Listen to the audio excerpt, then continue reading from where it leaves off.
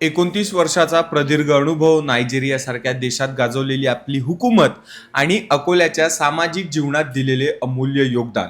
Gujarat Ambuja experts limited operation president Shri Birjumohanji Chitlange sir. मी नायजेरियामध्ये गेलो 1996ला. पुष्कळ वेळा कंप्लेंट केली. फार मोठं स्ट्रगल आहे.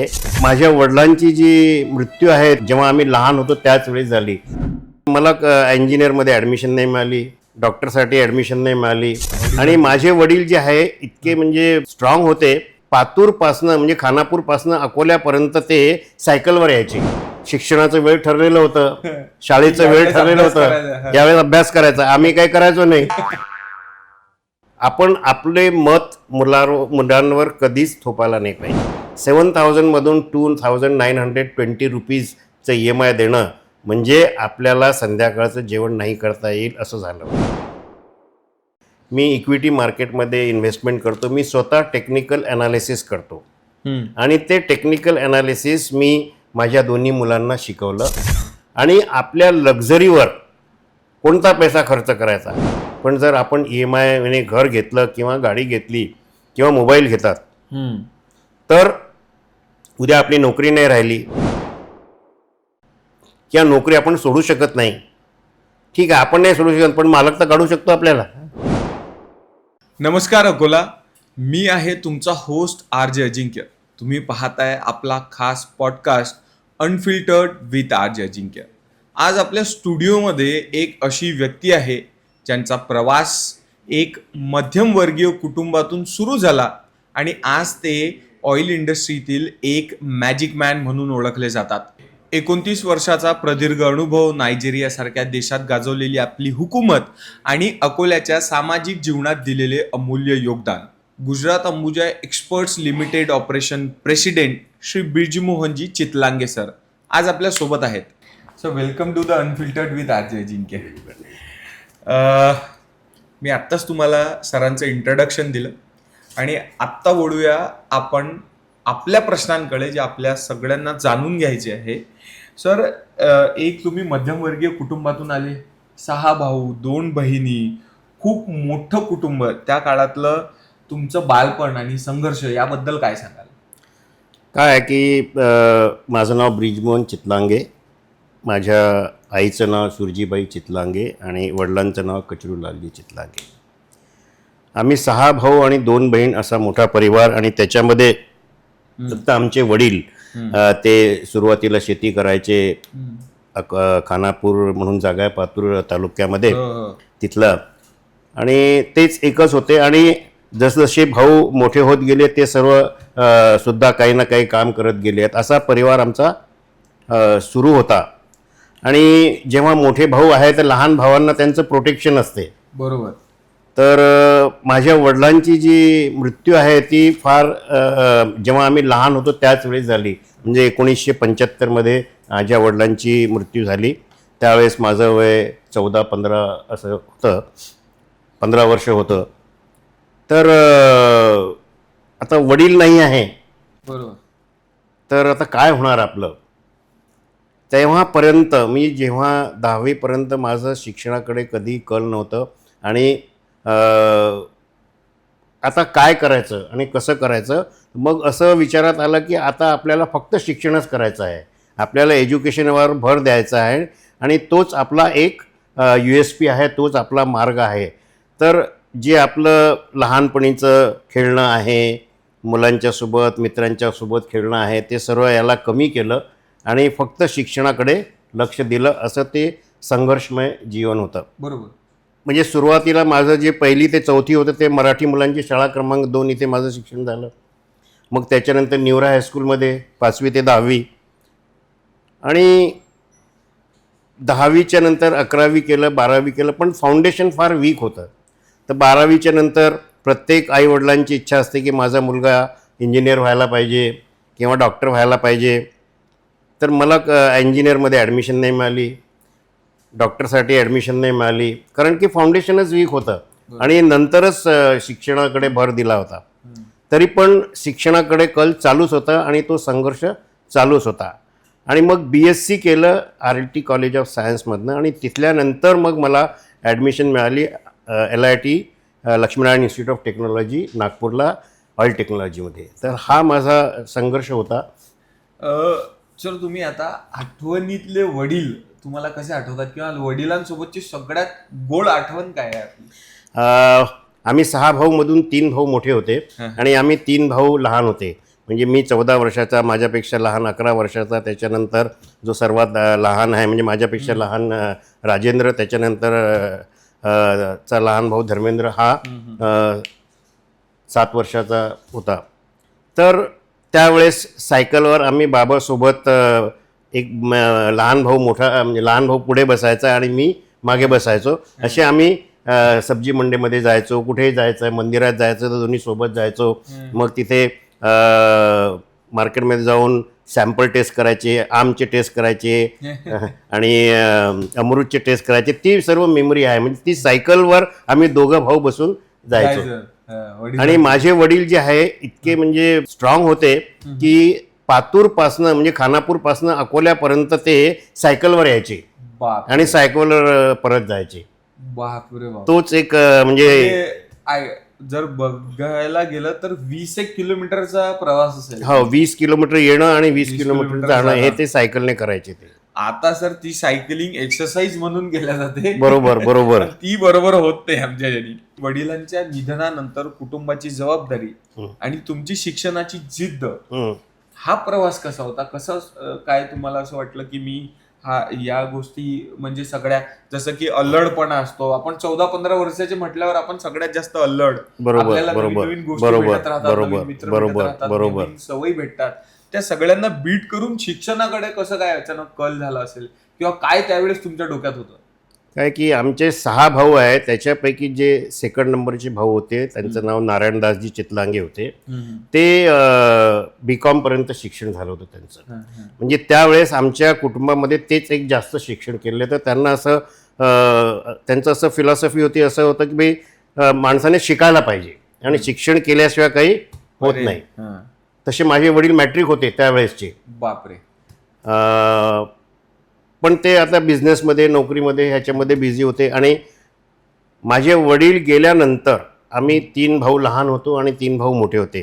तर आमचे तिन्ही मोठ्या भावांनी एकेका भावाची जबाबदारी घेतली की याचं शिक्षण, याचं लग्न आणि याला एस्टॅब्लिश करून देण्याचं पूर्ण खर्च, पूर्ण जिम्मेदारी माझी आहे. बरोबर. असं तिन्ही भावांनी आम्ही 3 लहान भाऊंना एक टेक ओव्हर केलं, दत्तक घेतलं तसं सारखं म्हणता येईल. तर जे मी ज्यांच्याकडे होतो, नारायणदासजी चितलांगे एव्हर्ड स्मार्ट टेलर म्हणून वसंत टाकीचे ते दुकान होती, त्यांच्याकडे होतो मी. आणि त्यांचं हेच होतं की फक्त तुला शिकायचं आहे, शिक्षणाव्यतिरिक्त काय नाही. तर मी कधी कधी कॉलेजमध्ये दुसरी जी ऍक्टिव्ह असतात, इलेक्शन असतात, हे असतात त्याच्यामध्ये, तर मग मला फार सांगायचं की हे सर्व गोष्टी करायच्या, पण एवढंच करायचं की आपल्या शिक्षणाकडचं लक्ष म्हणजे दुर्लक्ष नाही व्हायला पाहिजे. तर त्यांची जी शिकवण होती त्याच्यामुळेच मी आज इथपर्यंत शिक्षण झालं माझं. नाहीतर मी प्रत्येक म्हणजे 12वी नंतर ॲडमिशन नाही मिळाली तर मी म्हटलं मी शिक्षण सोडून देतो, शिक्षणाची काही गरज नाही. BSc केलं, BSc नंतरही मला कुठे ॲडमिशन मिळालं नाही, म्हटलं आता सोडून देतो मी. मग त्याच्यामध्ये इलेक्शन हे केले सर्व. त्यांनी म्हणालं की घरी जर राहायचं आहे तर शिक्षणच करावं लागेल, दुसरा पर्याय नाही, आता घराच्या बाहेर जायचं. मग त्याच्यामुळे मग ते मला ॲडमिशन मिळालं आणि त्याच्यानंतर माझा जो जर्नी आहे दॅट ते 100% फोकस झालं फक्त शिक्षण, फक्त प्रोफेशनल कॅरियर आणि त्याच्या व्यतिरिक्त काहीच नाही. आणि त्याच्यानंतरच दुसरं जे आहे ते परिवार आहे. सर एक प्रश्न असा विचारावा वाटतं की फॉर एक्झाम्पल आपण काही चुका करतो, आपले वडील जे आहेत त्या पहिले तर आपली आई आपल्याला चोप देते लहानपणी. बरोबर. आपण थोडेसे मोठे झालो जेव्हा आपण आईच्या आवाक्यात नाहीयेत तेव्हा आपले वडील चोप देतात. तर तुम्हाला कधी बहीण म्हणजे जसे तुमचे मोठे भाऊ आहेत तर त्यांनी कधी चोप दिलाय का एखाद्या? दिलं ना, पुष्कळ वेळा. म्हणजे आम्ही फुलेश्वरला राहायचो आणि आमचं घर आतमध्ये गल्लीच्या आतमध्ये होतं आणि आम्ही बाहेर खेळायचो आणि शिक्षणाचं वेळ ठरलेलं होतं, शाळेचं वेळ ठरलेलं होतं, यावेळेस अभ्यास करायचा. आम्ही काय करायचो नाही, बाहेर खेळायचो. तर भाऊ येताना दिसला की 2 गल्ली होते, एक गल्लीमधून दुसऱ्या गल्लीमध्ये जायचं. ते घरी पोहोचण्याच्या अगोदर आम्ही पोहोचून जायचं आणि पुस्तक घेऊन बसायचं. आणि एखाद्या वेळेस नाही आहे. आणि दुसरं काय की आम्हाला पूर्ण कुटुंबाला पिक्चर पाहण्याचा फार शौक होता त्यावेळेस. हा. पहिल्या दिवशी पहिला मूवी शो पाहायला जायचा. First day first show. First day first show. हा. तर एक वेळा असं झालं की मी मला वाटते 15 ऑगस्ट असेल काहीतरी एक मूवी आहे, सकाळी 6:30चा शो होता. हा. मी सकाळी 6:30ला 15 ऑगस्टसाठी न जाता तो शो पाहायला गेलो. 9 वाजता बाहेर गेलो. माझे भाऊ 9ला चालले होते पाहायला सकाळी. त्यांनी मला पाहिलं, म्हटलं का आज तर आपलं काही खरं नाही आहे. तर मग मी दिवसभर घरी गेलो नाही. म्हणजे एवढं धाक होतं आणि त्यांच्या ह्या धाकामुळेच आम्ही हे जे बनलो ना ते आहे. सर एक अजून असं विचारलं वाटतं की 6 भाऊ 2 बहिणी एवढं संयुक्त कुटुंब समजा तुमचं, तर ते म्हणजे त्यावेळेस किती मजा येत असेल सगळे जण फार सोबत? मजा, फार मजा. म्हणजे जर 6 भाऊ आणि 2 बहिणी होती आणि माझे काका जे आहेत त्यांना 7 मुलं आणि 3 बहिणी, बापरे 3 मुलगी, असे 7 म्हणजे आणि 3 10 हे 8 18 18 असे आम्ही 18 भाऊ बहीण. भावंड. आणि मामाचे आणि आत्याचे असे मिळून मला 57 भाऊ बहीण आहे. ओरे बाप. आणि ते सर्व म्हणजे अकोला किंवा अकोल्याच्या जवळपासच राहायचे. अ, अ. तर उन्हाळ्याच्या सुट्टीत आम्हाला फार आनंद याचा, सर्व भेटायचे आणि म्हणजे इतका आनंद असायचं की आम्ही म्हणजे दुसऱ्या गोष्टीसाठी आम्हाला काही गरजच नव्हती. म्हणजे आज म्हणतो टीव्ही पाहिजे, मोबाईल पाहिजे, हे पाहिजे, त्यावेळेस हे सर्व काहीच Full नव्हतं. entertainment. पण फुल एंटरटेनमेंट होतं. म्हणजे दिवसभर खेळायचो, त्यांच्यासोबत खेळायचो. म्हणजे माझे मामाच्या घरचे माझे भाऊ, त्यांच्यासोबत माझं भाऊचा रिलेशन वेगळं आहे, पण मित्राचं रिलेशन जास्त चांगलं आहे, कारण की आपण सोबत खेळायचो त्यावेळेस. बरोबर बरोबर. म्हणजे बाहेरचे मित्र शोधायचं कामच नाही पडलं, घरातच बाहेरचे मित्रही होते जेव्हा शाळेमध्ये होतो, कॉलेजमध्ये होतो, तेही होते. पण हे जे नातेवाईक आहे किंवा भाऊ बहीण जे आहे ते त्यांचं जास्त जवळचे होते. सर तुम्ही नागपूरमधून BSc टेक पूर्ण केलं, त्यानंतर ऑइल अँड टेक्नॉलॉजी हे जे क्षेत्र आहे, हे क्षेत्र निवडण्यामागचं रिझन काय आहे की तुमचं कसं लक्षात आलं की यात पुढे भविष्य होऊ शकतंय किंवा मी यामध्ये भविष्य करू शकतो? ऍक्च्युअली काय आहे की पहिलं तर मला ऍडमिशनच मिळत नव्हती.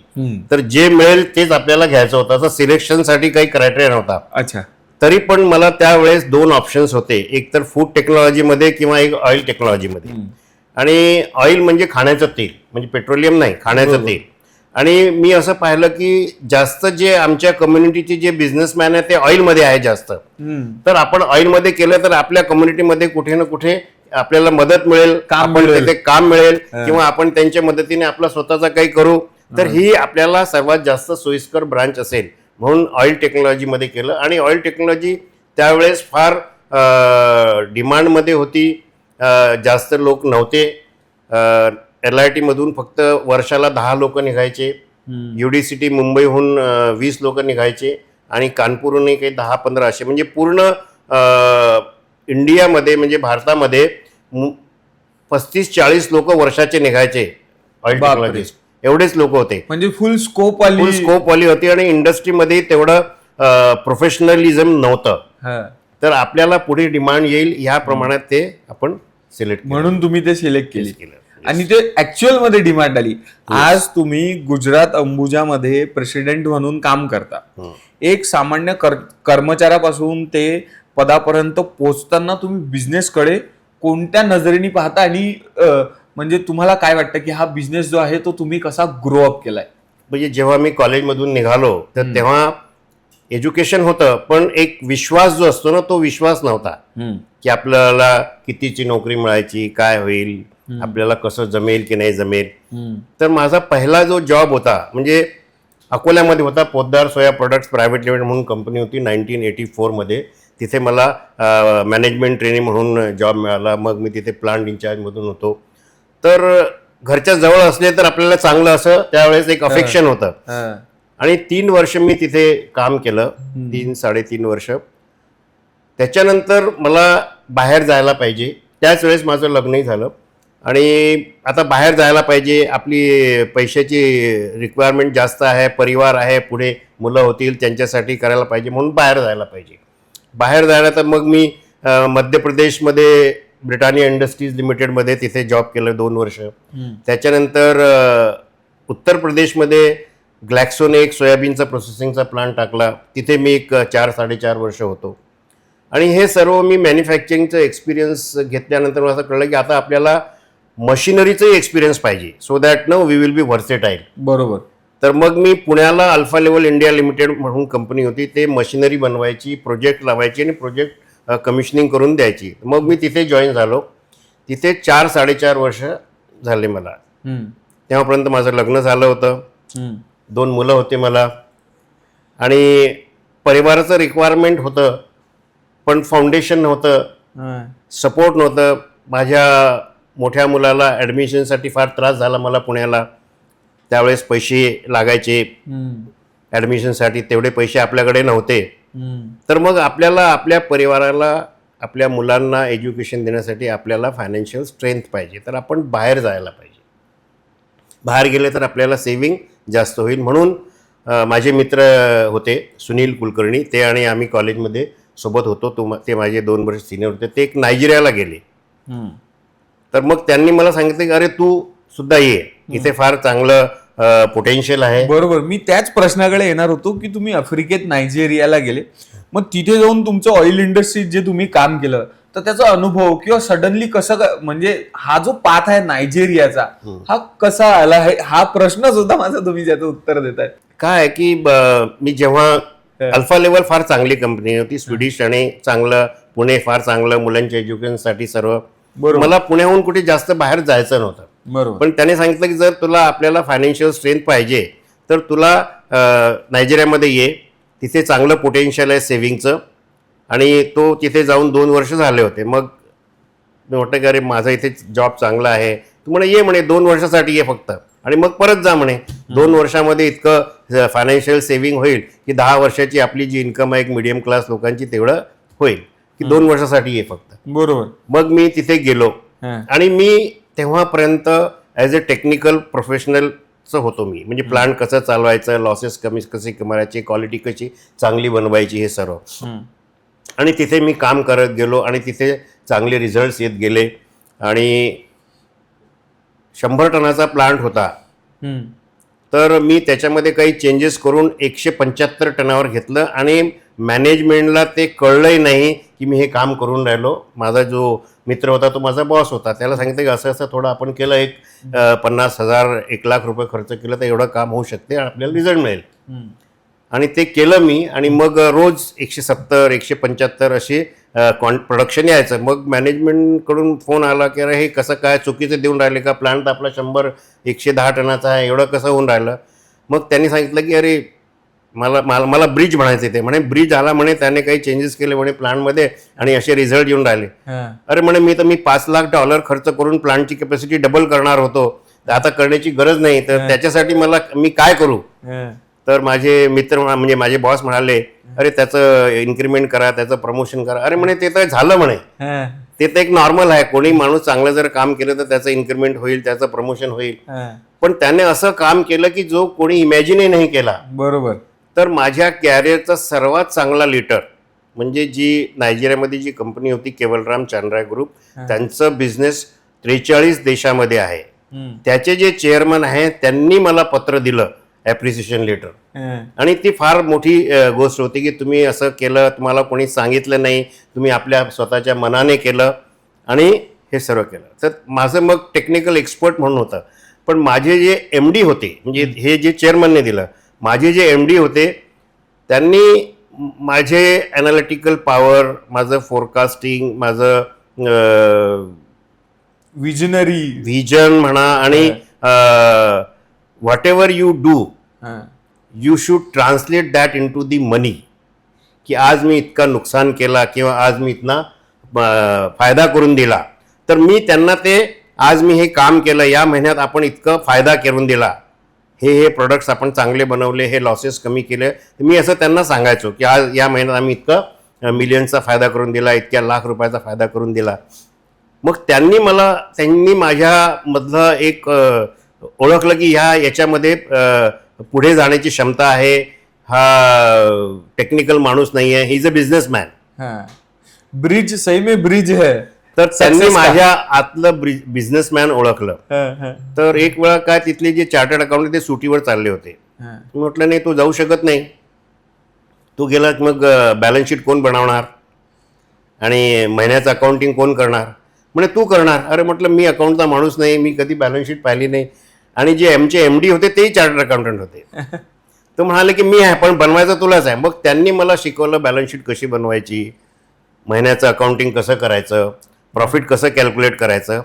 आणि तेव्हा मला असं कळलं की I can be a businessman. माझ्यामध्ये बिझनेसमॅन बनण्याचं सर्व तत्व आहे. आणि तिथून मग माझं व्हिजन, माझं कोणत्याही गोष्टीकडे पाहण्याचा जो एकदम बदलला. माझ्या आतला जो विश्वास आहे तो एकदम बदलला. तर त्यांचं एक दुसरं युनिट होतं, ते युनिट लावलं त्यांनी. तो प्रॉफिटमध्ये चालत नव्हता म्हणजे प्रत्येक वर्षीला. मग त्यांनी माझं ट्रान्सफर केलं तिकडे आणि म्हटलं की हा युनिट म्हणे तुम्ही माझा जो कॅपिटल इन्व्हेस्टमेंट आहे तो परत करा म्हणे. म्हणजे याला विकून टाका म्हणे तुम्ही आणि माझा कॅपिटल इन्व्हेस्टमेंट. मी म्हटलं तुम्ही मला इकडे ट्रान्सफर केलं की हा युनिट चालायला पाहिजे, तर मी चालवून दाखवणार. तर पुष्कळ मी तिथे ड्रास्टिक ॲक्शन्स घेतल्या, मॅनपॉवरबद्दल, सिस्टम्सबद्दल आणि फायनान्शियल मॅनेजमेंट केलं. आणि 18 कोटीचा तो इन्व्हेस्टमेंट होता. त्याच्यामध्ये 2 वर्ष मी काम केल्यानंतर तिसऱ्या वर्षी 8 कोटीचा एका वर्षात प्रॉफिट आणून दिलं 18 कोटीच्या इन्व्हेस्टमेंटवर. मग त्याच्यानंतर माझा म्हणजे कॉन्फिडन्स एक वेगळ्याच लेवलला गेला की आपण हे सर्व काम करू शकतो. बरोबर. आणि ते केल्यानंतर मग मी त्यांना सांगितलं आता मी पुष्कळ झालो, आता मी परत जातो भारताला, कारण की आता माझी मुलं मोठे मोठे होऊन राहिले आहे. आणि मग मी परत आलो. 2 वर्ष काहीच काम केलं नाही मी. आणि मग त्याच्यानंतर मी गुजरात अंबुजामध्ये जॉईन झालो. आणि तेही माझं फार क्लिअर होतं की I will join as A unit head, as A profit centre head only, कारण की तीच माझी अचिव्हमेंट होती नायजेरिया. बरोबर. सर, एकीकडे तुम्ही ऑइल इंडस्ट्रीचं एवढं मोठं साम्राज्य उभं केलं किंवा एवढे मोठे तुम्ही विजन्स दिले ऑइल इंडस्ट्रीला, आणि दुसरीकडे अभिजित आणि अभिमन्यू तुमचे 2 मुलं, जसं तुम्ही त्यांच्यासाठी इथून परत आले, तर तुमच्यासाठी सगळ्यात महत्वाचं आता अभिजित आणि अभिमन्यू हेच वाटतात. तर तुम्ही त्यांना काय विजन दिलं किंवा त्यांना काय तुम्हाला असं वाटत होतं की त्यावेळेस ते काय झालं पाहिजे, त्यांनी त्यांच्या करिअरमध्ये काय केलं पाहिजे? काय की माझ्या वडिलांची इच्छा होती की मी डॉक्टर बनायला पाहिजे आणि माझी इच्छा होती मी इंजिनियर बनायला पाहिजे. मी इंजिनियर बनलो नाही आणि डॉक्टरही नाही बनलो. फाउंडेशन नव्हतं, पैशाची कमी पडली, कुठे डोनेशन देऊन ॲडमिशन घेऊ शकलो नाही कारण की पैसे नव्हते त्यावेळेस ते आपल्याकडे. तर मग कोणत्याही एका पेरेंट्सची अशी एक इच्छा असते की जे मी नाही अचीव्ह केलं ते माझ्या मुलांनी अचीव्ह करायला. बरोबर. तर असं केलं की भाई एक मुलगाला आपण इंजिनियर बनवायला पाहिजे, एक मुलाला आपण डॉक्टर बनवायला पाहिजे. तर अशी त्यांची मी प्रिपरेशन केली आणि माझ्या दोन्ही मुलांचं शिक्षण, अभिजितचं first standard till engineering, BE electronics झाला तो, आणि त्याच्यानंतर MBA केलं त्यांनी पुंबामधून, पुणे युनिव्हर्सिटीची जी ब्रांच आहे त्याच्यामधनं.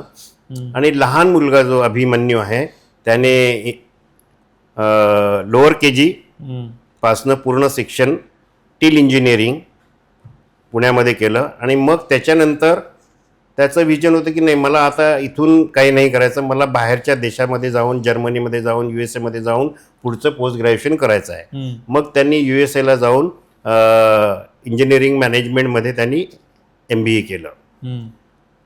आता माझं जसा विजन होता की एक मुलगा इंजिनियर आणि दुसरा डॉक्टर. मग आपण आपले मत मुलांवर कधीच थोपायला नाही पाहिजे.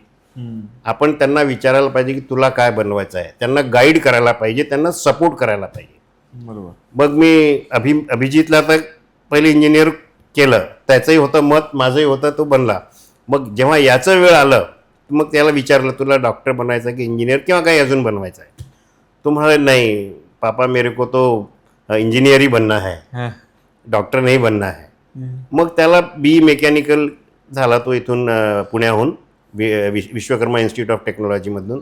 आणि मग पुढे मिशिगनला जाऊन तिथे नॉर्थ वेस्टर्न युनिव्हर्सिटी आहे, तिथून त्याने MS केलं. आणि पूर्ण त्यांचं एज्युकेशनमध्ये जर 20 टप्पे असतील तर 18 टप्पेमध्ये त्यांची आई म्हणजे माझी पत्नी उषा चितलांगे हिचा रोल आहे. कारण की मी तर नायजेरियामध्ये होतो, मी बाहेर फिरायचो, तर तिने यांचं दोघांचं शिक्षण केलं. आणि मी तुम्हाला इथे सांगतो की तिचं शिक्षण जास्त नाही आहे, जास्त नाही म्हणजे शी वॉज ओनली मॅट्रिक, पण तिनं या दोन्ही मुलांचं शिक्षण पूर्ण करून घेतलं. बरोबर. सर मला एक सांगा की जसं आता तुम्ही मॅमचा उल्लेख केलाच आहे, तर मॅमच्या सोबतचं तुमचं रिलेशन कसं आहे आणि तुम्ही समजा नायजेरिया तिकडे 2 मुलं त्यांच्याकडे, तर त्यांनी कसं सांभाळलं हे स्ट्रगल तुम्हाला माहिती आहे का, किंवा नंतर तुम्ही आल्यावर सांगत होते? फार मोठा स्ट्रगल आहे. कधी कंप्लेंट पण केली का या गोष्टींची? पुष्कळ वेळा कंप्लेंट केली. फार मोठं स्ट्रगल आहे. मी नायजेरियामध्ये गेलो 1996ला. येस, 1996ला. त्यावेळेस मोठा मुलगा 8 वर्षाचा होता, 9 वर्षाचा होता आणि लहाना 6 वर्षाचा होता. आणि मी एकटा गेलो, कारण की पहिली तर माझी wife she is from Akola only, आणि आम्ही पहिले एकमेकांना ओळखायचो नाही, पण माझे जे ब्रदर इन लॉ आहे ते आणि मी सोबत शिकायचो, तर फॅमिली नोन होती आम्हाला. आणि मग त्यांचंही असं होतं की आपल्याला जवळचं किंवा लोकलचं असेल तर जास्त चांगलं आहे, आणि मग त्याप्रमाणे आमचं लग्न जुळलं आणि लग्न झालं होतं. 1985मध्ये लग्न झालं. तर त्यावेळेस मला एकटं जायचं होतं आणि वाईफ आणि दोन्ही मुलं पुण्याला राहायचे. तर मला सांगितलं की एक तर तुम्ही इतक्या दूर का जातात, Nigeria is not a good country, तिथे सेफ नाही आहे, फार गोष्टीचे विचित्र न्यूजेस होत्या त्यावेळेस तिथे. असं करा म्हणे, तू जाऊ नको. म्हटलं नाही, मला तर जायचं आहे. मग यांना तुम्ही अकोल्याला शिफ्ट करा म्हणे, पूर्ण कुटुंबाला. म्हटलं नाही, पुण्यामध्ये त्यांचं शिक्षण व्हायला पाहिजे यासाठी मी चाललो आहे. तर आता त्यांना इथे शिफ्ट करायचं, मला जाण्याची गरज नाही. आणि केव्हाही जर काही प्रॉब्लेम आला तर 24 तासाच्या आत मी परत येईल, हे कमिटमेंट प्रॉमिस केलं. आणि आमचं कोणी नातेवाईक नव्हतं पुण्यात त्यावेळेस. आज पुष्कळ आहेत, पण त्यावेळेस कोणीच नव्हतं. आम्हीच पहिले होते. म्हणजे 92मध्ये आम्ही पुण्यामध्ये शिफ्ट झालो आणि 96ला मी बाहेर गेलो. तर दोन्ही मुलांचं शिक्षण तिथे केलं. वर्षातून 1 वेळा 2 वेळा मी यायचो, 1 वेळा ते तिथे यायचे. आणि त्यांनी याच्या अगोदर फ्लाईटमधला एवढा मोठा आणि इंटरनॅशनल ट्रॅव्हल नाही केला. तर माझे दोन्ही मुलं जे लहान होते ते सडनली मोठे झाले. तेच फॉर्म भरायचे, पासपोर्ट घेऊन जायचे, कसं जायचं. तर त्यांना इंटरनॅशनल ट्रॅव्हल म्हणजे फर्स्ट टाईम दे केम 97ला तिथे. मी 96 गेलो, 97मध्ये तिथे आले ते. त्यावेळेस मोठा मुलगा जो होता तो 11 वर्षाचा होता आणि लहाना मुलगा 7 वर्षाचा होता. त्यांनी स्वतः आईच्या सोबत ट्रॅव्हल केलं. आणि याच्या अगोदर कधी फ्लाईटचं ट्रॅव्हल 1 वेळा केलं होतं आणि इंटरनॅशनल कधीच नाही केलं. त्याच्यानंतर तिथे फ्लाईट एक ठिकाणी हॉपिंग फ्लाईट होती, तिथे फ्लाईट चेंज करायची, एक फ्लाईट बुडून म्हणजे सोडून मग दुसरी फ्लाईट जायचं. ते सर्व दोघी मुलांनी आणि वाईफनी केलं. याच्यामध्ये एक वेळ असं झालं की एक इमिग्रेशन चेक नॉट रिक्वायर्ड म्हणून एक रिक्वायरमेंट असते की ज्यांचं एज्युकेशन 10वी, त्यावेळेस 10वी होतं, की 10वीच्या वरती आहे त्यांना लागत नाही, पण अप टू 10 जर आहे तर त्यांचं इमिग्रेशन चेक रिक्वायर्ड आहे. तर प्रत्येक वेळेस ते करायचं. मग एक ट्रॅव्हल एजंट सांगितलं की नाही, आता ती रिक्वायरमेंट नाही आहे. मग त्याने केलं नाही. मग यांची तिकीट बनली, चेक इन झालं. सिक्युरिटीला जेव्हा गेले तेव्हा त्यांनी सांगितलं की तुम्ही ट्रॅव्हल नाही करू शकत, कारण की इमिग्रेशन चेक नॉट रिक्वायर्ड हा त्याच्या स्टॅम्प नाही आहे. म्हणजे रात्री 3 वाजता ते मुलं परत आपलं लगेज घेऊन मुंबईहून पुण्याला आले. हे सर्व त्यांनी मॅनेज केलं. तर हे सर्व पुष्कळ असे अनुभव आहे. Though it is not that safe, पण त्या अनुभवांनी ते फार लवकर शिकले आणि मोठे झाले माझे मुलं. बरोबर. तर हे पुष्कळ अनुभव आहे. ते इंडिपेंडंट झाले आणि आज म्हणजे मी एका प्रकारे ते सुद्धा संस्कार तुम्ही तिथे असून सुद्धा त्यांना दिले असं वाटतं. सर मग आता मला असं वाटतं की समजा तुमचे जे मुलं आहेत ते अमेरिकेत स्थायी आहेत किंवा नाती नातवांसोबत तुम्हाला वेळ घालवायला कधी भेटते, किंवा तुम्ही कधी जाताय, किंवा त्यांच्यासोबतचे काय गोड आठवणी आहेत तुमच्या? नाही, असं आहे की माझा मोठी ग्रँड डॉटर 10 वर्षाची आहे आता सध्या. अच्छा. ती पुण्याला आहे आणि ग्रँडसन जो आहे तोही पुण्याला आहे. तर मी जेव्हाही पुण्याला जातो, महिन्यातून एक वेळा किंवा 2 महिन्यातून एक वेळा जातो, 3-4 दिवसासाठी जातो. मी कुठे बाहेर जात नाही, कोणाला फोन करत नाही, फक्त ग्रँड डॉटर आणि ग्रँडसन सोबतच राहतो. ते म्हणतात की आज दादू इधर चलना आहे, त्यांच्यासोबत जायचं. ते म्हणतात की मला शाळेत सोड, शाळेत जायचं. ते म्हणतात की मला फुटबॉलची प्रॅक्टिस करायला जायचं, तर मी त्यांना घेऊन तिथे म्हणजे जायचं. प्रेसिडेंट म्हणून तुम्ही एवढे डिसिप्लिन आहात, नातवांसोबत काही नाही डिसिप्लिन नाही, तो माझा मित्र आहे. म्हणजे तो म्हणतो की दादू मेरे को तुम्हारे साथ में रनिंग करना है, तो तुम अपना वजन कम करो बोले. मग त्यासाठी काय प्रयत्न करता तुम्ही? रोज मॉर्निंग वॉक, डाएट? त्यासाठी रोज मी मॉर्निंग वॉक करतो, मी योगा करतो.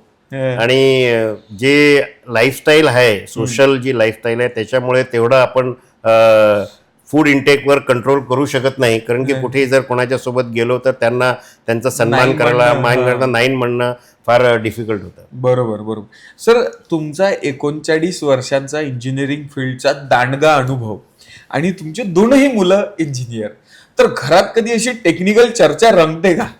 रंगते ना, टेक्निकल चर्चाही रंगते. आणि अजून मी एक गोष्ट सांगतो की पैसे कमवणं हे एक पर्टिक्युलर लेव्हलच्या नंतर फार इझी होते, पण पैसे सांभाळणं हा एक वेगळा स्किल आहे. बरोबर.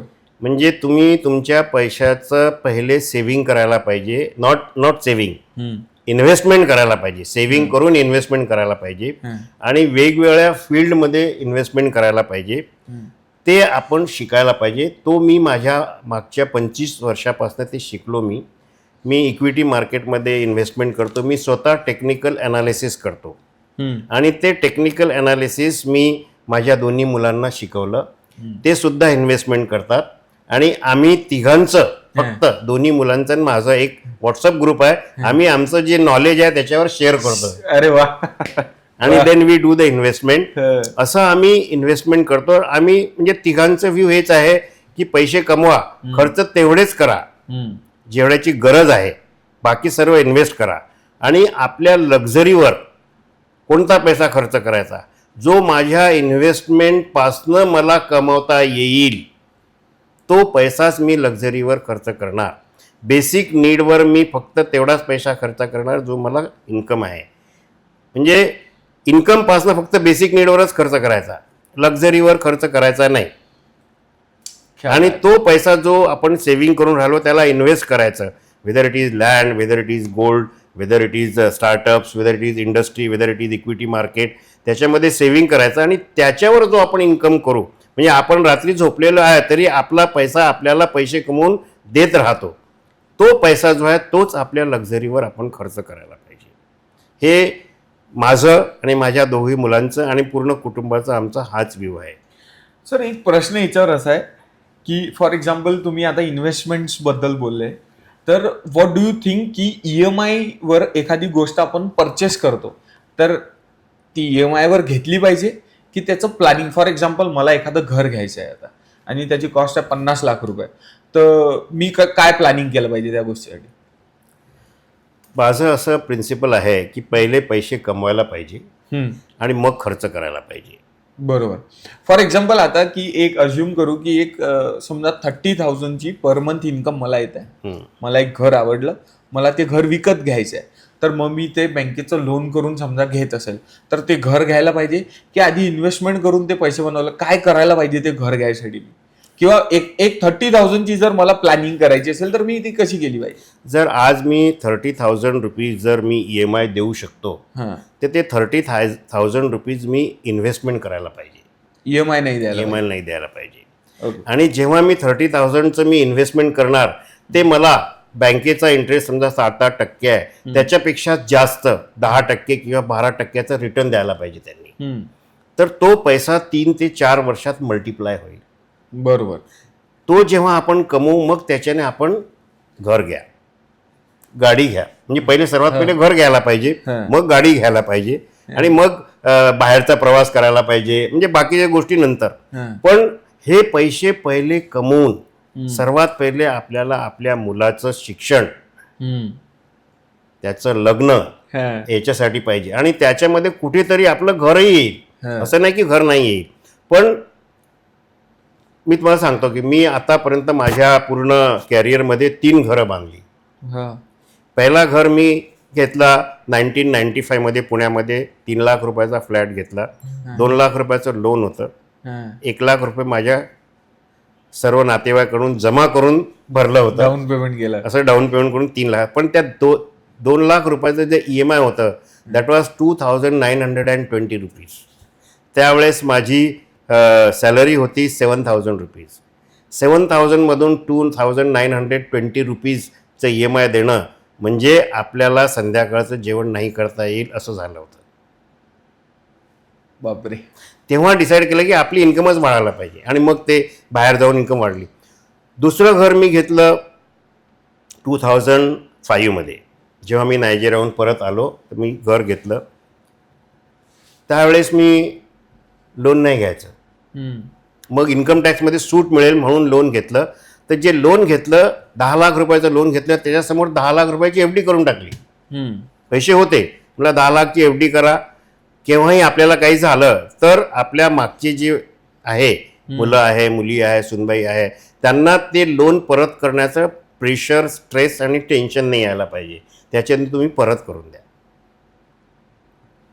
तिसरं घर आता मी अकोल्यात बांधलं एक 6 महिन्या अगोदर. मी तुम्हाला सांगतो, सरांचं घर एवढं सुंदर आहे. मी जाऊन आलेलो आहे घरी. आता मी तुम्हाला सगळ्यांना नाही बोलवू शकत, पण खरंच खूप सुंदर घर आहे. असं वाटलं की तिथं जाऊन निवांत जेवण करून गप्पा टप्पा करून एखादी झोप घेऊन आलं तरी चालते. आणि हे घरही असं आहे की मोठा मुलगा पुण्याला राहतो, लहाना USA राहतो. तर मला तर परत पुण्याला जावं लागेल किंवा बाहेर कुठे जावं लागेल. तर असा विचार केला की नाही, आता मी अकोल्याला तर राहील. का राहील? कारण की आईने सांगितलं की माझी इच्छा असं आहे की तू लहान दोन्ही भावांच्या सोबत राहायचं आणि एक घर बांध, तिथे तुम्ही 3 राहायला पाहिजे. म्हणून हा घर असा बांधला की 3 फ्लोअर बांधले. एक फ्लोअरवर आम्ही एक भाऊ राहतो. आणि जे आपले सण आहे, काही कॉमन गेट टुगेदर आहे, काही बर्थडे आहे, ॲनिव्हर्सरी आहे, ते सर्व आम्ही 3 भाऊ मिळून सोबत सेलिब्रेट करतो. मागे गणपती बसवला तर एकच गणपती बसवला 3 घरा मिळून. आणि 3 रोज त्याची पूजा करायची, आरती करायची.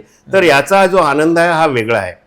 माझं असं म्हणणं आहे की हे आपण जेव्हा आपली जी EMI आहे ते EMI जर इन्व्हेस्टमेंट करून, पहिल्यांदा नोकरी लागली तर पहिल्या नोकरीपासनं आपण इन्व्हेस्टमेंट करायला पाहिजे. आपण म्हणतो की मला 10,000 रुपये मिळतात, माझा खर्च 10,000 पेक्षा जास्त आहे. तुम्ही खर्च 5च करा ना, आणि 5 सेव्हिंग करा किंवा 2,000 सेव्हिंग करा, 1,000 सेव्हिंग करा, आणि त्याच्यावर पैसे तुम्हाला नक्कीच मिळतील. हा माझा इतक्या वर्षाचा अनुभव आहे की आपण जेव्हा आपले पैसे इन्व्हेस्ट करतो त्याच्यावरनं रिटर्न येते. ते पैसे खर्च केले तर तुम्हाला कधीच स्ट्रेस येणार नाही. पण जर आपण EMIने घर घेतलं किंवा गाडी घेतली किंवा मोबाईल घेतात तर उद्या आपली नोकरी नाही राहिली किंवा नोकरी आपण सोडू शकत नाही. ठीक आहे, आपण नाही सोडू शकत, पण मालक तर काढू शकतो आपल्याला. त्याने जर काढला तर EMI कुठून देणार?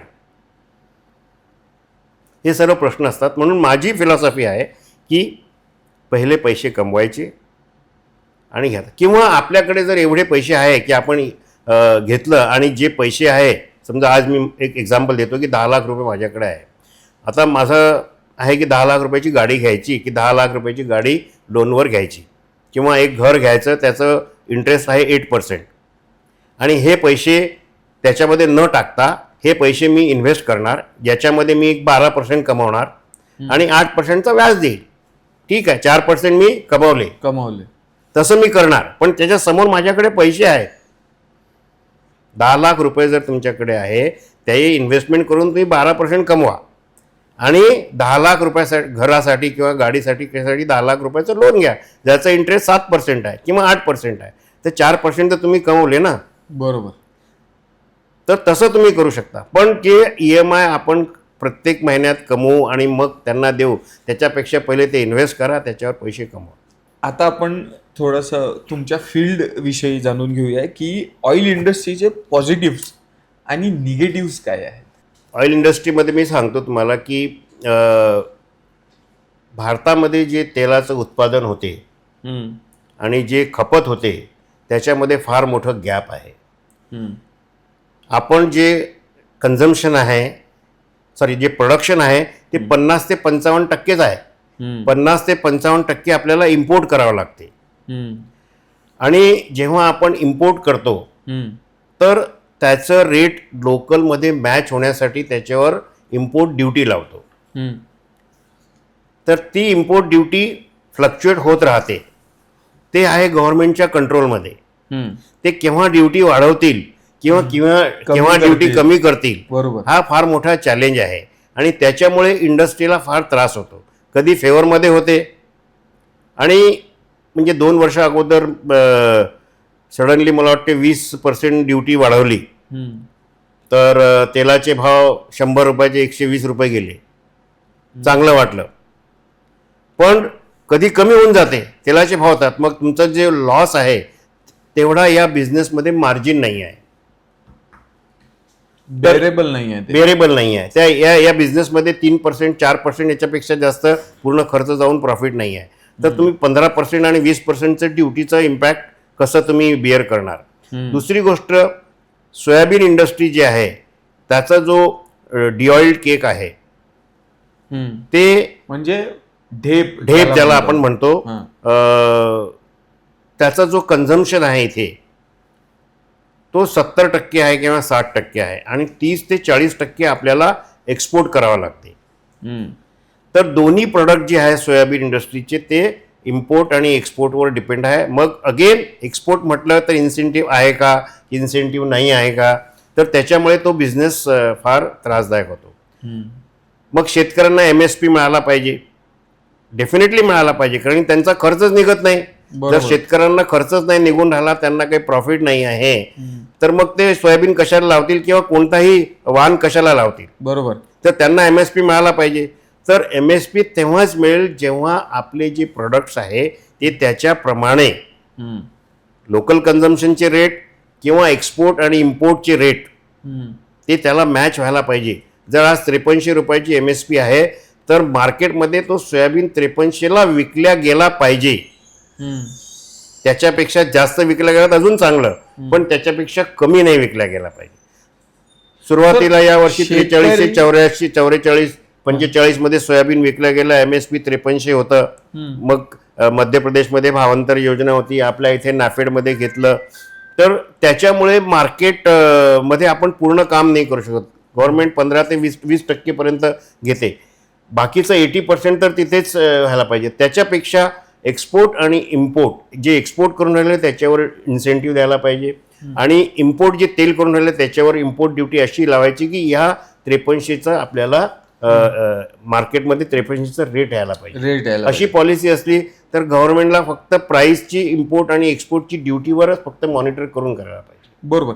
सर, एक प्रश्न असा होता की शेतकरी शेतात राबतो, सोयाबीन सारखं पीक घेतो, तरीही सुद्धा ऑइल इंडस्ट्री आणि शेतकऱ्यात एवढी मोठी दरी आहे. एक तर ती दरी आहे प्राइसिंगची, दुसरी ती दरी आहे की एवढं पिकवल्यानंतरही त्यांना त्यांचा मोबदला असं बरोबर भेटत अजूनही आपल्या भारतातला शेतकरी गरीबच आहे. का बरं सर, तुम्हाला काय वाटतं, हे कसं हटलं पाहिजे किंवा काय आपण याच्यासाठी करू शकतो शेतकऱ्यांसाठी की जेणेकरून त्यांचं उत्पन्न वाढेल आणि शेतकरी राजा होईल? एकतर काय आहे की जे आपण बी लावतो ना ते कोणत्या क्वालिटीचं आहे ते बरोबर व्हायला पाहिजे. जी व्हेरायटी आपल्या जमिनीला सुटेबल आहे तो लावायला पाहिजे. पाऊस आपल्या हातात नाही आहे तर त्याच्यावर आपण, जिथे पाणी आहे तिथे काही प्रॉब्लेम नाही, पण जिथे आपण पावसावरच अवलंबून आहोत, कोरडवाहूची जी शेती आहे त्याच्यावर आपण त्याची तयारी करू शकतो, त्याची बीजवाई चांगली टाकू शकतो. हे दोनच काम.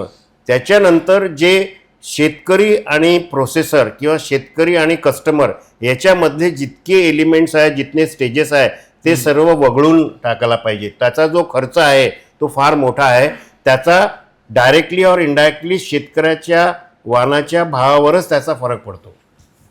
मंडी म्हणा किंवा ट्रेडर्स म्हणा, हे जे आहे हे म्हणजे फार्म टू घर घर असं जे म्हणतो ना आपण, की शेतकऱ्यांनी डायरेक्ट असं विकायला पाहिजे की ते लोकांनी घेऊन खायला पाहिजे. समजा गहू शेतकऱ्याकडनं आपण डायरेक्ट घेतला किंवा मँगो डायरेक्ट घेतला तर मधले लोक राहणार राहणार नाही. नाही. तर ते आपण करायला पाहिजे शेतकऱ्यांना, किंवा तिथे मार्केट प्लेस असं गव्हर्नमेंट करून राहिली आहे, पुष्कळ ठिकाणी केलेलं आहे, किंवा डायरेक्ट मंडी केलेलं आहे शेतकऱ्यांचं स्वतःचं, ते स्वतःही करून राहिले आहे. आणि दुसरं आहे की आपण क्वालिटी प्रॉडक्ट बनवायचे, ऑर्गॅनिक शेती करायला पाहिजे, व्हॅल्यू ॲडेड प्रॉडक्ट्स बनवायला पाहिजे. जर तूर लावली तर आपण दालमिले लहान तिथे लावू शकतो. असे हे सर्व केलं तरच शेतकऱ्यांचं उत्पन्न वाढेल. आणि शेतीला ॲज ए बिझनेस म्हणून पाहायला पाहिजे, तरच शेतकऱ्यांचं जे खर्च आहे ते निघेल. बरोबर, हे फार गरजेचं आहे. शेतकरी सर, मला असं वाटतं शेतकरी एक एकटा असा माणूस आहे जो मातीत पैसे लावतो. बरोबर आहे. है ना.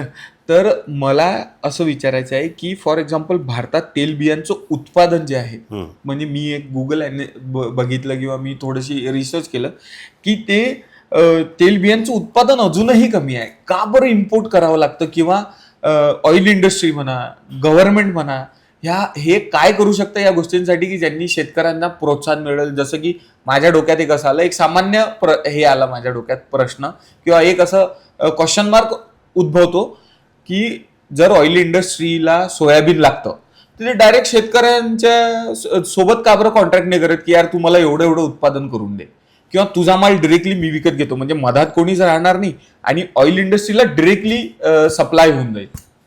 असं ऑलरेडी प्रोव्हिजन आहे. जे कृषी उत्पन्न बाजार समिती आहे जे पुण्याला आहे ते वेगवेगळे लायसन्स देतात.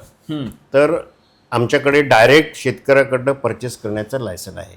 ओके. आमच्याकडे शेतकरी आला तर आम्ही डायरेक्ट ते विकत घेऊ शकतो आणि घेतोही आहे. पण प्रॉब्लेम कसं असते की जेव्हा MSP पेक्षा कमी भावात जर बाजारात विकल्या गेलं तर मग आम्ही कसं घेणार ते? कारण की बाजारामध्ये तो स्वस्त मिळून राहिलं आणि शेतकऱ्याकडनं आम्ही MSP लाच घ्यायला पाहिजे, कारण की ते लायसन्सची कंडिशन आहे. तर जर MSP 50 रुपये 100 रुपयाचा फरक आता काही फरक, पण जेव्हा 700-800 रुपये क्विंटलचा फरक असतो मार्केटमध्ये आणि MSPच्या रेटमध्ये, तर मेन मुद्दा आहे की जर MSPच्या रेटवर मार्केटची रेट आहे तर मग शेतकरी डायरेक्ट विकू शकतात. एक वर्ष तर 10,000 पर्यंत सोयाबीनचा भाव गेलं होतं. म्हणजे MSP होती 4,000 रुपये, पण सोयाबीनचे भाव 10,000 रुपये क्विंटल होते. तर MSP हे बाजारामध्ये मार्केटचे रेट MSPच्या रेटपेक्षा जास्त असायला पाहिजे, तर मग शेतकऱ्यांना पैसे मिळतील, शेतकरी डायरेक्ट तिथे जाऊन विकतील. बरोबर. तर MSP मध्ये मार्केटची रेट. MSP बद्दल तुमचं स्पष्ट मत काय आहे की MSP कशी महत्वाची आहे? किंवा पहिले तर MSP म्हणजे काय आपण व्ह्युअर्सला सांगून देऊ. मॅक्सिमम रिटेल प्राइस, म्हणजे sorry minimum support price. Minimum support price. आणि हे जो शेतीला खर्च लागतो, म्हणजे शेती तयार करण्याचं, बी बियाण्याचं आणि जे स्प्रे करतो आपण, जेव्हा हार्वेस्टिंग करतो आणि ट्रान्सपोर्टेशन, आणि त्याच्यावरती त्यांचं उत्पन्न वाढायला पाहिजे, त्यांना 2 पैसे मिळायला पाहिजे शेतकऱ्यांना. हे सर्वांचं कॅल्क्युलेशन करून गव्हर्नमेंट मिनिमम सपोर्ट प्राईस प्रत्येक वर्षी डिक्लेअर करतो, जो 1 ऑक्टोबरपासनं नवीन क्रॉप पिरियडपासनं ते अवेलेबल असते. बरोबर बरोबर. तर त्याप्रमाणे ते डिसाईड करतात. बरोबर. मग गव्हर्नमेंट जेव्हा MSP डिसाईड करतं तर त्याबद्दलचं तुमचं स्पष्ट मत काय आहे की तेव्हाच गव्हर्नमेंट का बरं थोडीशी जास्त MSP डिसाईड नाही करत? किंवा फॉर एक्झाम्पल जर एवढे शेतीप्रधान देश असून जर आपल्याला सोयाबीन इम्पोर्ट करावं लागतंय तर आपण कुठं कमी पडतोय किंवा गव्हर्नमेंट कुठं कमी पडतंय शेतकऱ्यांना सपोर्ट करायसाठी? नाही, MSP प्राइस जे डिक्लेअर करतात ते बरोबर करता आहे ते, पण ते प्राइस शेतकऱ्यांना, प्रत्येक शेतकऱ्याला मिळाला पाहिजे याचं नियोजन करायला पाहिजे. आणि ते तेव्हाच होऊ शकते जेव्हा मार्केटमध्ये MSP किंवा त्याच्यावरती सोयाबीन विकल्या जायला पाहिजे. आणि ते विकण्यासाठी आपल्याला काय ड्युटी लावायची आहे, काय ड्युटी नाही लावायची आहे, किती कमी लावायची आहे, किती जास्त लावायची आहे, हे सर्व सरकारला त्याचं नियोजन करायला पाहिजे. करायला पाहिजे. तरच शेतकऱ्यांना MSP किंवा त्याच्यावरती त्याचे पैसे पैसे मिळतील. मिळतील. बरोबर. सर, तुम्हाला काय वाटतं की ऑइल इंडस्ट्री भविष्यात काय जॉब क्रिएट करू शकते किंवा काय रिव्हॉल्युशन या भारतात आणू शकते? काय आहे की आपली जी बेसिक नीड है रोटी कपड़ा और मकान, न- तो जो रोटी है उसके साथ में मेरे को तेल तो लगेगा ही लगेगा. तो ऑयल इंडस्ट्री कभी बंद नहीं हो सकती है. हाँ. ऑयल इंडस्ट्री चलती रहेंगी, कभी अच्छी नहीं चलेंगी कभी, लेकिन तेल तो खाना ही है मेरे को. हाँ, और बरोबर. तेल मैं खाऊंगा तो तेल पैदा ही करना पडेगा. जैसे कोरोना पिरियड में आमची जी इंडस्ट्री आहे ती कधीच बंद नव्हती कोरोना पिरियडमध्ये. कारण की जर इंडस्ट्री बंद झाली तर तेल कसं प्रोड्यूस होणार, आणि तेल नाही झालं तर लोकांना तेल कसं मिळणार. जसं दूध कसं मिळेल, तर डेअरी चालायलाच पाहिजे, ऑइल इंडस्ट्री चालायलाच पाहिजे. तर हे सर्व त्या इंडस्ट्रीमध्ये ग्रोथ होईल, हम्म, डायनामिक्स बदलतील. हम्म, आज जर आम्ही लूजमध्ये विकतो किंवा पॅकिंगमध्ये विकतो तर त्याच्यामध्ये पॅकिंग वेगळं होईल, हम्म. तेलाची क्वालिटी वेगळी होईल, कोणतं तेल आहे ते वेगळं होईल. पण ऑइल तर आपण खाणारच आहे, बरोबर. कमी खाऊ किंवा जास्त खाऊ, पण oil is required for to get the energy in our body. The oil is required, oil is must. फक्त एवढंच आहे की जेवढं आपण एनर्जी पाहिजे, जेवढं आपण पचवू शकतो तेवढंच ऑइल खायला पाहिजे.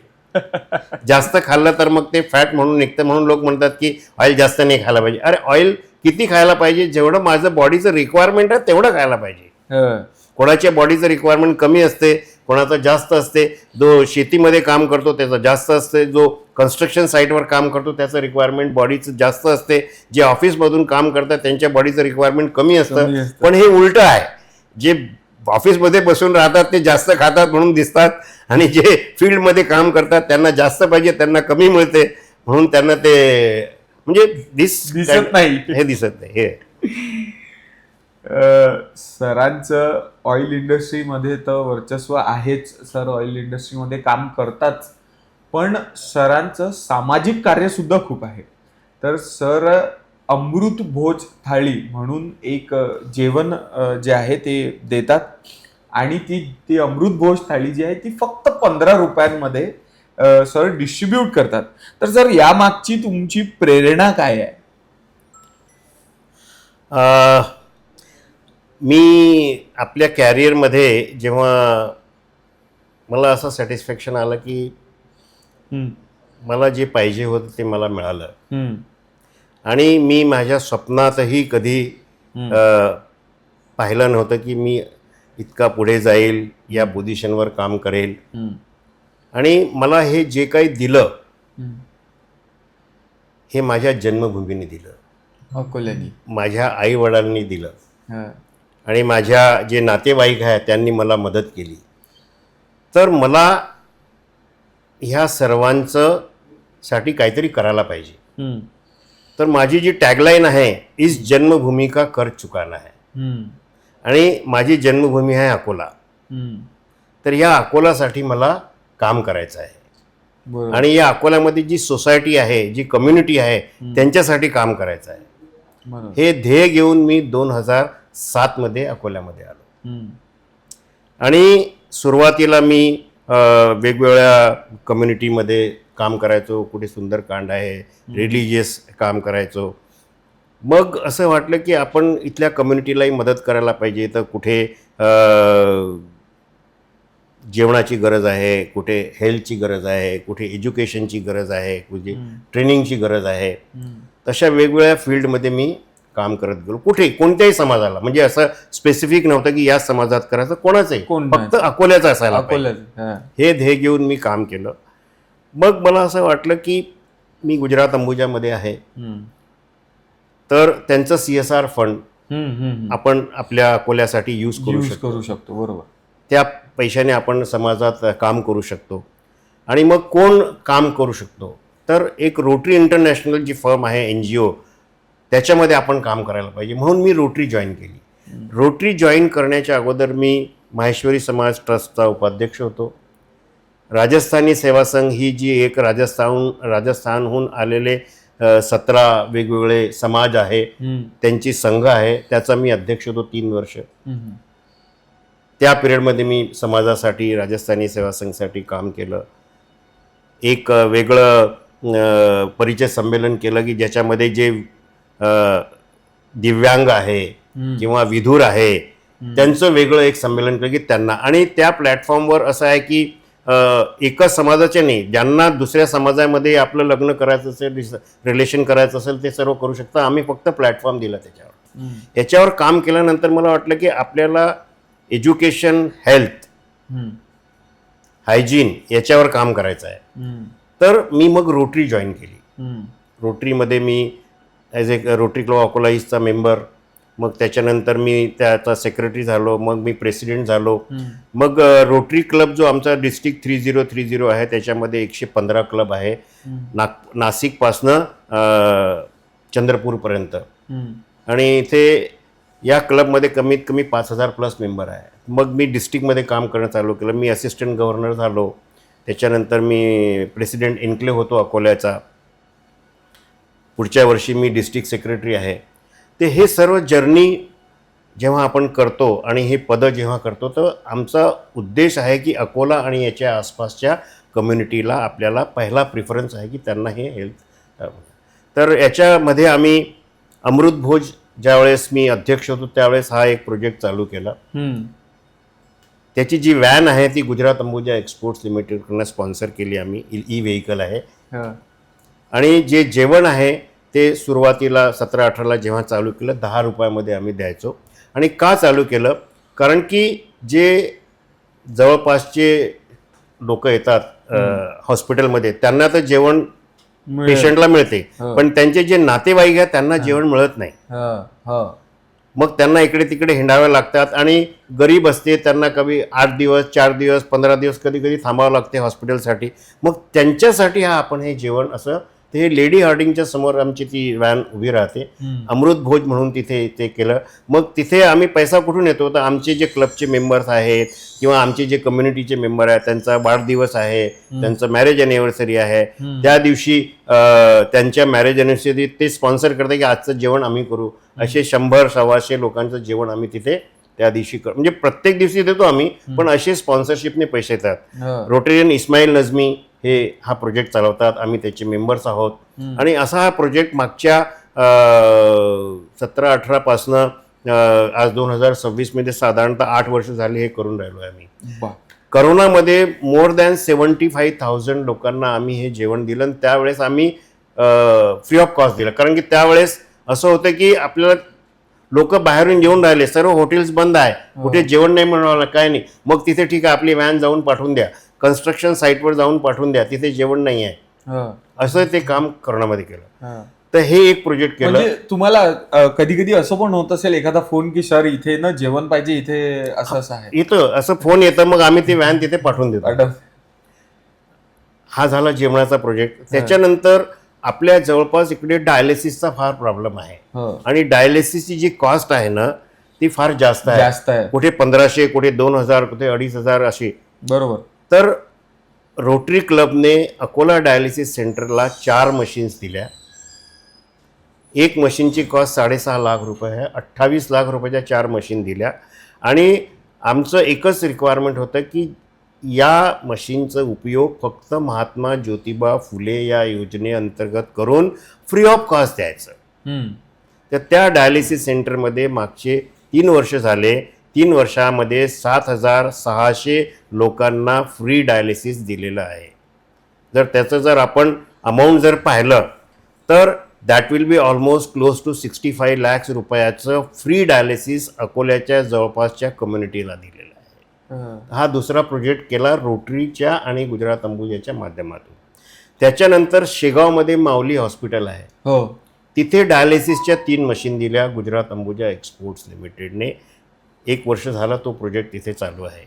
त्याच्यानंतर 40गावला आमचं गुजरात अंबुजाचं दुसरं युनिट आहे, तिथे सुद्धा एक डायलिसिस सेंटर बनवलं आणि तिथे आम्ही 3 मशीन दिल्या की लोकांना डायलिसिस फ्रीमध्ये व्हायला पाहिजे. तर असे वेगवेगळे प्रोजेक्ट केले. आता आम्ही रोटरी भवन बांधतो आहे, rotary club Akola east rotary भवन बांधतो आहे. ते याच्यासाठी की आपले जे अकोल्याची रोटरीचे जे पूर्ण क्लब्स आहेत त्यांची मिटिंग तिथे होऊ शकते किंवा आमच्या क्लबची मिटिंग होऊ शकते. आणि त्याच्यानंतर तिथे एक हायटेक स्किल डेव्हलपमेंट सेंटर बनवायचं रोटरी इंटरनॅशनलच्या ग्लोबल ग्रँड फंडमधून. दुसरं एक तिथे एक आणि त्या स्किल डेव्हलपमेंट सेंटरमध्ये अकोल्याचे जे लोक आहेत ज्यांना बाहेर जाऊन काही स्किल अक्वायर करावं लागते, रोबोटिक्समध्ये, आर्टिफिशियल इंटेलिजन्समध्ये, असे वेगवेगळे जे आहे त्याच्यामध्ये त्यांना जे मोठे लोक आहेत ज्यांच्याकडे सक्षम आहेत ते तर बाहेर पुण्याला जाऊन, नागपूरला जाऊन, कुठे जाऊन करू शकतात. पण ज्यांच्याकडे कॅपॅसिटी नाही आहे, ज्यांच्याकडे इन्फ्रास्ट्रक्चर नाही आहे किंवा जाऊ शकत नाही, अशा लोकांना तिथे आम्ही ट्रेनिंग देऊ. बरोबर. तो एक सेंटर हो. त्याच्यानंतर अकोल्यामध्ये अशा पुष्कळ कम्युनिटीज आहे जे जेवण बनवून फ्रीमध्ये जेवण वाटत राहतात. मला वाटते हजारो लोकांना जेवण रोजचं आपण अकोल्यामध्ये फ्री देतो. तर माझी एक अशी कल्पना आहे की ह्या सर्व लोकांचे जे जेवण आहे वेगवेगळ्या ठिकाणी बनते, एक क्लाउड किचन बनवायचं रोटरीच्या माध्यमातून, आणि त्या क्लाउड किचनमध्ये नो प्रॉफिट नो लॉस बेसिसवर या सर्वांचं जेवण ते जे म्हणतील ते बनवून त्यांना द्यायचं. ते रोटरी फोनमध्ये असं काम करायचं. सर म्हणजे हे खूप मोठं विजन झालंय की बघा ना, एका ठिकाणी जेवण बनणं म्हणजे तिथं रोजगार पण उपलब्ध झाला, बिलकुल, आणि जे ध्येय साध्य करायचं आहे ते सुद्धा झालं. म्हणजे CSR फंडचा एकदम परफेक्ट उपयोग सध्या बरोबर सर तुम्ही करताय.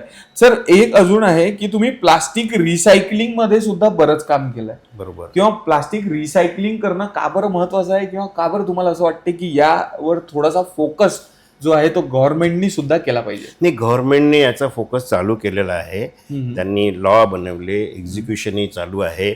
कारण की ह्या प्लास्टिकमुळे आपल्या एन्व्हायरमेंटला फार प्रदूषण होऊन राहिलं आहे. प्लास्टिक कुठेही पडलेलं आहे तर ते कुठेही ड्रेनेजमध्ये जाऊन चोक होतात. गायी आहेत, म्हशी आहेत, ते खातात. ते खाल्ल्यानंतर त्याच्यातून त्यांना त्रास होतो. बरोबर. नॉट ओन्ली त्यांना त्रास होतो, जर त्यांनी गायीनी काय खाल्लं आहे आणि तर त्याचं प्रमाण आपल्याला दुधामध्ये मिळेल आणि ते दूध आपण घेणार आहे. म्हणजे पूर्ण जे इकोसिस्टम आहे ती पूर्ण पोल्यूट होऊन राहिली आहे. माणूसही त्याच्यामध्ये आला. बरोबर. तर हे जे प्लास्टिक आहे ते आपण वापरायला नाही पाहिजे. जे फार गरजेचं आहे, याच्यामध्ये आज माझ्याकडे दुसरं मटेरियल नाही आहे आणि प्लास्टिक मला वापरायचंच आहे, ते प्लास्टिक परत एन्व्हायरमेंटमधनं घ्यायचं आणि त्याचं रिसायकलिंग करून डिस्पोजल करायचं. ही जी गव्हर्नमेंटने पॉलिसी बनवलेली आहे ते ऑलरेडी इम्प्लिमेंटेशन चालू आहे. फुल्ली नाही झाली आहे पण त्याच्यावर काम चालू झालेलं आहे. तर ते प्लास्टिक पहिले तर मिनिमाइज करायचं. आपण पूर्ण तर काढू शकत नाही, पण जे काही आपण वापरतो त्याच्यामुळे एन्व्हायरमेंटला त्रास नाही व्हायला पाहिजे. ते सर्व प्लास्टिक म्हणजे गव्हर्नमेंटने जे रजिस्टर्ड रिसायकलिंग कॉन्ट्रॅक्टर्स बनवलेले आहेत, त्यांना लायसन्स दिलेलं आहे. त्यांचं काम आहे की सर्व ते प्लास्टिक जमा करायचं आणि जिथे त्याचं डिस्पोजल होतं, काही इंडस्ट्री आहे तिथे त्यांना जाऊन ते डिस्पोजल होतं. काही प्लास्टिकला आपल्याला बिलो द ग्राउंड टाकावं लागते. हे सर्व पॉलिसी बनवलेली आहे. त्याचे इम्प्लिमेंटेशन स्टेजमध्ये आहे. ते slowly it will get implemented. तर आमच्याकडे जितकं आम्ही प्लास्टिक वापरतो ते प्लास्टिकचं जे रिसायकलिंगचं करायचं ते रिसायकलिंगचं नाम आम्ही फॉलो करतो. ते सर बरोबर. सर आता या पॉडकास्टच्या शेवटच्या टप्प्यात आणि शेवटच्या प्रश्नात आपण पोचलोय. तर तुम्ही सामाजिक कार्य झाले, तुमचं इंडस्ट्रीसाठी कार्य झालं, हे खूपच विजनरी आहे आणि खूप सुंदर आहे. बट तुम्ही अकोल्याला भविष्यामध्ये कसं बघता आणि तुमचं अकोल्यासाठी घेऊन काय विजन राहील? माझं असं एक आहे की लोक म्हणतात अकोला लहान आहे, अकोल्याचं डेव्हलपमेंट नाही झालं आहे, अमरावतीचं झालं, नागपूरचं झालं, अकोल्याकडे कोणी लक्ष दिलं नाही. ही दुसऱ्यांची जबाबदारी नाही आहे. प्रत्येक अकोल्याच्या नागरिकाची जबाबदारी आहे अकोल्याचं डेव्हलपमेंट करण्याची. आपण म्हणतो की माझा मुलगा अकोल्याला नाही राहायला पाहिजे, मी अकोल्याला नाही राहणार, मी नागपूरला जातो, मी पुण्याला जातो. अकोल्यामध्ये राहून तुम्ही पुष्कळ कामं करू शकता आणि तुम्ही जर केलं तर अकोल्याचं आपण बेंगलोरही बनवू शकतो, पुणेही बनवू शकतो, मुंबई बनवू शकतो. मी मागच्या 18 वर्षापासून मी अकोल्यामध्ये परत राहिलो. याच्या अगोदर मी बाहेर होतो 20 वर्ष. ते 20 वर्ष बाहेर झाल्यानंतर मला अकोल्याला येण्याची काही गरज नव्हती. मी पुण्याला राहू शकलो, शकतो. पण मला माहीत आहे की मी जर अकोल्याला गेलो तर मी अकोल्यासाठी काहीतरी काम करणार. बरोबर. म्हणजे एक 1 drop of water can be there in the ocean, पण तेवढं तरी काम मी करणार. तर प्रत्येक नागरिकाने याची जिम्मेदारी घ्यायला पाहिजे. प्रत्येक नागरिकामध्ये त्याचं पोटेन्शियल आहे. त्यांना माहीत नाही की माझ्याकडे पोटेन्शियल आहे, पण त्याच्याकडे पोटेन्शियल आहे. जेव्हा एक मराठी शाळेत शिकणारा माणूस गुजरात अंबुजाच्या कंपनीचा प्रेसिडेंट बनू शकतो माझ्यासारखा, तर प्रत्येक माणूस बनू शकतो. याच्यामध्ये माझी एक फिलॉसॉफी आहे की जेही काम आपण करतो किंवा बिझनेस करतो, लोक म्हणतात की फॅमिली बिझनेस कसं करायचं, आपल्या फॅमिलीचं बिझनेस ते ट्रॅडिशन आहे करायचं आहे. माझं म्हणणं असं आहे की जेही काम आपण करतात, चाहे बिझनेस करो चाहे जॉब करो, ते आपल्या परिवारासारखं करायला पाहिजे. आपण म्हणतो की सर्वात पहिले मी आणि मग त्याच्यानंतर माझा परिवार, हेच म्हणतो ना. जे काही करणार आपण आपल्यासाठी स्वतःसाठी करणार, आईसाठी करणार, वडिलांसाठी करणार, मुलांसाठी करणार, वाईफसाठी करणार. हे जी आपली फिलॉसॉफी आहे, this philosophy has to come in the business, has to come into the your work whatever you are doing. ह्या फिलॉसॉफीचे जे पिलर्स आहेत ते सर्व पिलर्सचं आपण लक्ष द्यायला पाहिजे. तर एक बिझनेस जर म्हणजे बिझनेसला फॅमिलीसारखं करायला पाहिजे, त्या बिझनेसला फॅमिली समजायला पाहिजे. ती कशी समजणार? तर ह्या बिझनेसचे जे एलिमेंट्स आहेत ते सर्वात पहिले माझी सोसायटी आहे. The society is the first pillar of my business. त्या सोसायटीसाठी काम करायला पाहिजे. तर जर अकोल्यात बिझनेस आहे तर अकोल्याची सोसायटी ही माझा फर्स्ट पिलर आहे माझ्या बिझनेसची, त्याच्याकडे मला लक्ष द्यायला पाहिजे. बरोबर. दुसरी जी सोसायटी आहे म्हणजे दुसरा जो पिलर आहे, दॅट इज माय सप्लायर, माझा कस्टमर, जे मला माल देतात किंवा जे माझं माल घेतात, हे माझा दुसरा पिलर आहे माझ्या बिझनेसचा.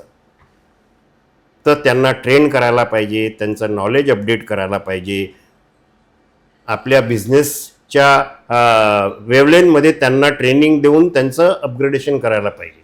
आपण म्हणतो नाही मला असंच पाहिजे, नाही, अरे त्यांना शिकवा की मला असं पाहिजे. बरोबर. तर आपल्या कस्टमरचं आणि आपल्या सप्लायर म्हणजे शेतकरी आहे तर शेतकऱ्यांना सांगा तुम्ही की हा सोयाबीन लावा, हे स्प्रे करा, गाईड करा, त्यांना ट्रेन करा, त्यांचं स्किल डेव्हलपमेंट करा. तर दुसरा पिल्लर आपले कस्टमर आणि सप्लायर आहे. तिसरा पिलर माझे इन्व्हेस्टर आहे, जे माझ्या बिझनेसमध्ये ज्यांनी इन्व्हेस्ट केलेलं आहे ते आहे. आणि चौथा माझा फॅमिली आहे.